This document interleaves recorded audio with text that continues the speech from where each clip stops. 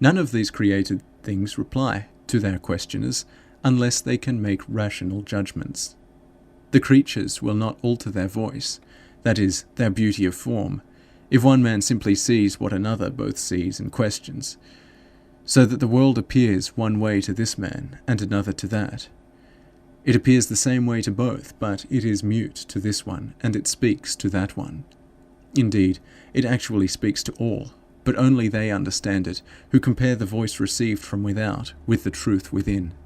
For the truth says to me, neither heaven nor earth nor anybody is your God.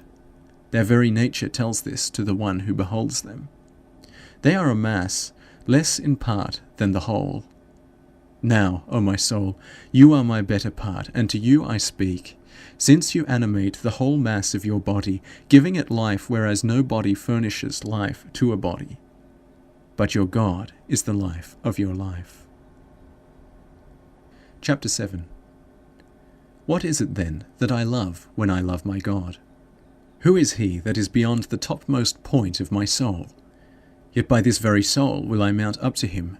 I will soar beyond that power of mine, by which I am united to the body, and by which the whole structure of it is filled with life.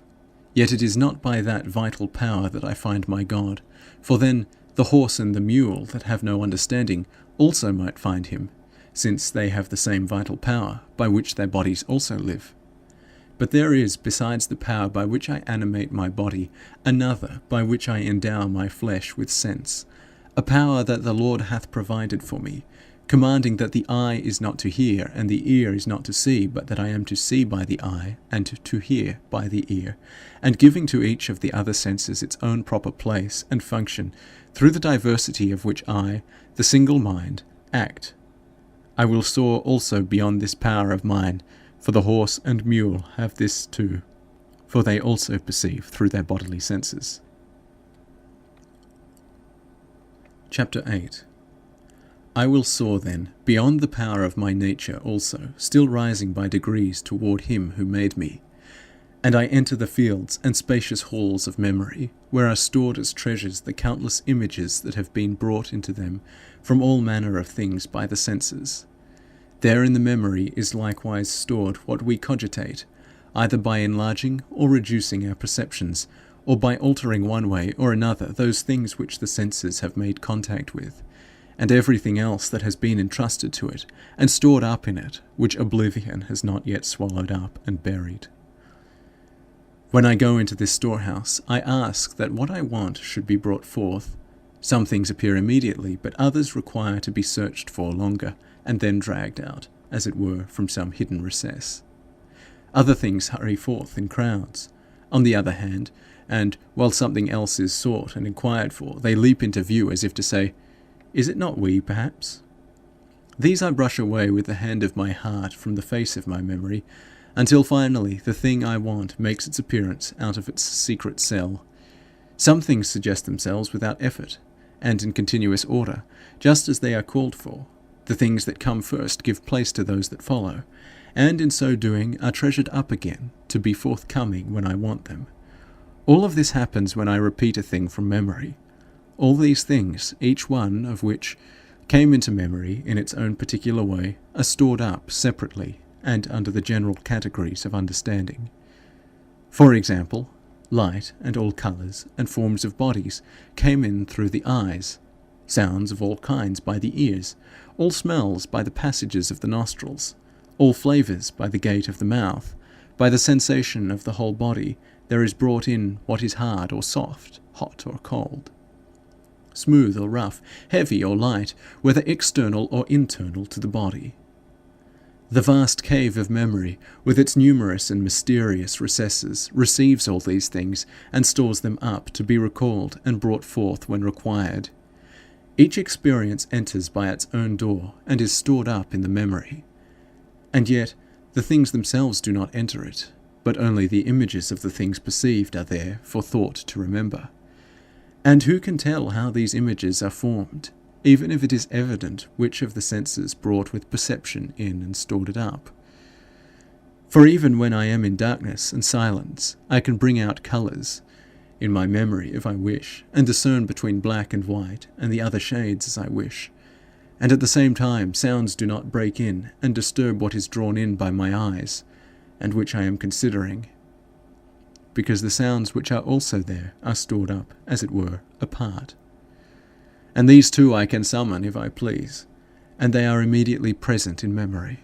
And though my tongue is at rest and my throat silent, yet I can sing as I will, and those images of colour, which are as truly present as before, do not interpose themselves or interrupt while another treasure, which had flowed in through the ears, is being thought about. Similarly, all the other things that were brought in and heaped up by all the other senses I can recall at my pleasure.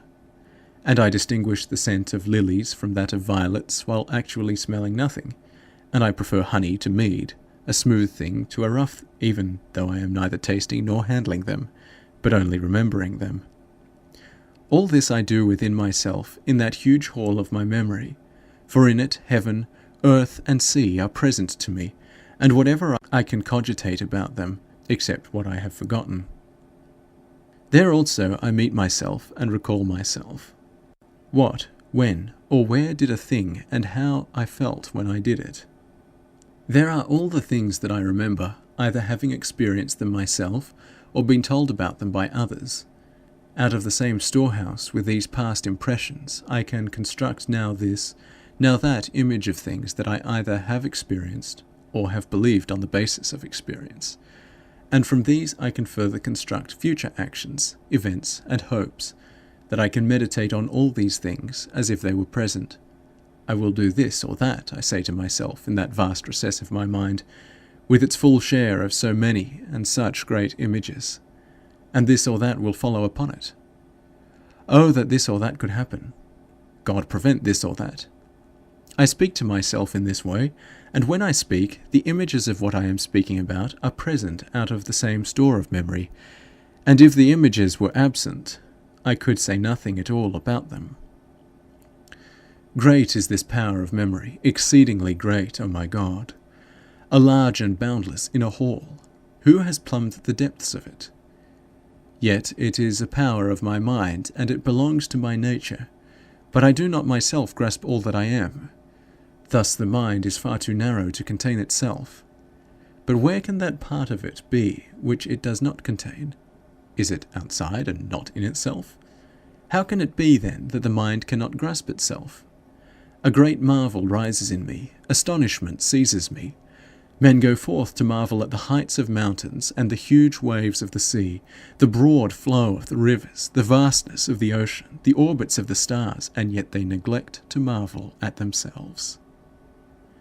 Nor do they wonder how it is that when I spoke of all these things, I was not looking at them with my eyes, and yet I could not have spoken about them had it not been that I was actually seeing within, in my memory, those mountains and waves and rivers and stars which I have seen, and that ocean which I believe in, and with the same vast spaces between them as when I saw them outside me.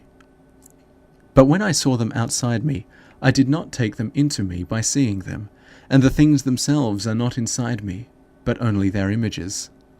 And yet I knew through which physical sense each experience had made an impression on me. Chapter 9. And yet, this is not all that the unlimited capacity of my memory stores up. In memory there are also all that one has learned of the liberal sciences, and has not forgotten, removed still further, so to say, into an inner place, which is not a place. Of these things it is not the images that are retained, but the things themselves. For what literature and logic are, and what I know about how many different kinds of questions there are, all these are stored in my memory as they are, so that I have not taken in the image and left the thing outside. It is not as though a sound had sounded and passed away, like a voice heard by the ear which leaves a trace, by which it can be called into memory again, as if it were still sounding in mind, while it did so no longer outside. Nor is it the same as an odour, which, even after it has passed and vanished into the wind, affects the sense of smell, which then conveys into the memory the image of the smell, which is what we recall and recreate. Or like food, which, once in the belly, surely now has no taste, and yet does have a kind of taste in the memory. Or like anything that is felt by the body through the sense of touch, which still remains as an image in the memory after the external object is removed.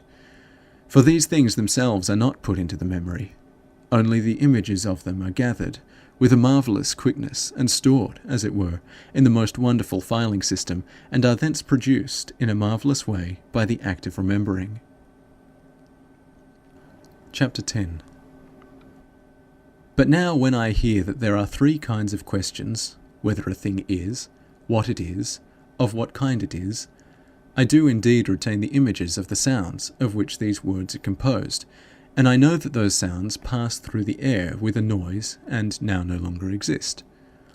But the things themselves which are signified by those sounds I never could reach by any sense of the body, nor see them at all except by my mind. And what I have stored in my memory was not their signs, but the things signified. How they got into me, let them tell who can. For I examine all the gates of my flesh, but I cannot find the door by which any of them entered. For the eyes say, if they were coloured, we reported that. The ears say, if they gave any sound, we gave notice of that. The nostrils say, if they smell, they passed in by us. The sense of taste says, if they have no flavour, don't ask me about them. The sense of touch says, if it had no bodily mass, I did not touch it, and if I never touched it, I gave no report about it. Whence and how did these things enter into my memory? I do not know.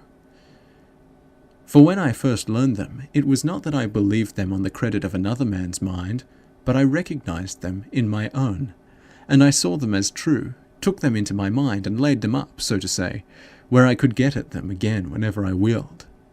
There they were, then, even before I learned them. But they were not in my memory. Where were they then? How does it come about that when they were spoken of, I could acknowledge them and say, so it is true, unless they were already in the memory, though far back and hidden, as it were, in the more secret caves, so that unless they had been drawn out by the teaching of another person, I should perhaps never have been able to think of them at all. End of Book 10, chapters 1 to 10.